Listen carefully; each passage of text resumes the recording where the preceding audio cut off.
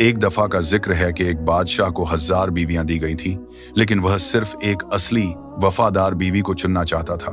उसने उन सब की ईमानदारी और हिम्मत जांचने के लिए एक अजीब इम्तिहान रखा। बादशाह ने अपनी सब बीवियों के सामने 3 सुनहरी प्याला रख दिए और कहा, एक प्याला में मौत है और बाकी 2 में जिंदगी।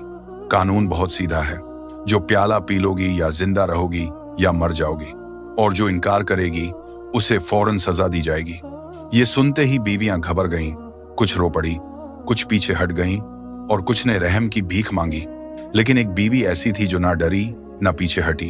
वह आगे बढ़ी, पहला सुनहरी प्याला उठाया और पी लिया, फिर दूसरा प्याला भी पी लिया, आखिरी तीसरा प्याला भी हिचकिचाहट के बगैर पी डाला। बादशाह हैरान रह गया। उसने उस बीवी को पूछा, तुमने तीनों प्याला क्यों पी लिए? अगर उनमें सचमुच जहर होता तो फिर? बीवी बोली, मेरे बादशाह, जहर से मरना मुश्किल नहीं होता, लेकिन अपनी वफादारी और यकीन से मुंह मोड़ लेना, यह सबसे बड़ी मौत होती।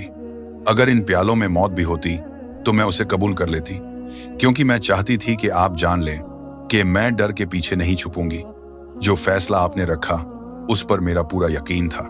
बादशाह को पहली बार समझ आया कि हिम्मत वाली औरत मौत से नहीं डरती, वह बेवफाई से डरती है। और उस दिन हजारों बीवियों में से सिर्फ वह एक औरत बादशाह के दिल और ताज दोनों की हकदार बन गई।